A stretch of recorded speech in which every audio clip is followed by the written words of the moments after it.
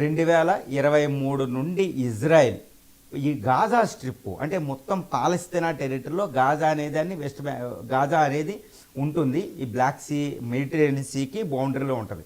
ఈ గాజా సిటీని మొత్తాన్ని అది అటాక్ చేస్తుంది అక్కడ హమాస్ని నిర్వీర్యం చేయడానికి.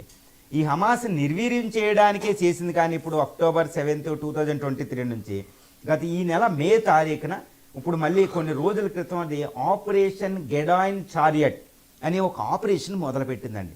ఇది ప్రపంచంలో తీవ్ర అలజడికి గురి చేస్తుంది. ఆపరేషన్ గెడాయిన్ చారియట్ అని. దీనికోసం ఫ్రెంచ్ అధ్యక్షుడు ఇమ్మాన్యుయల్ మార్కాన్ గత రాత్రి మన ఇండియన్ ప్రైమ్ మినిస్టర్తో కూడా మాట్లాడడం జరిగింది.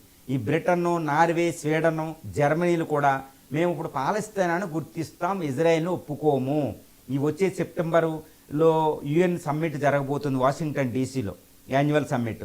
అందులో మేము పాలస్తీనాను మేము గుర్తిస్తామని ఈవెన్ క్రిస్టియన్ కంట్రీస్ కూడా ఇజ్రాయెల్కి వ్యతిరేకంగా అవి మాట్లాడుతున్న యూరోపియన్ యూనియన్ మొత్తం కూడా.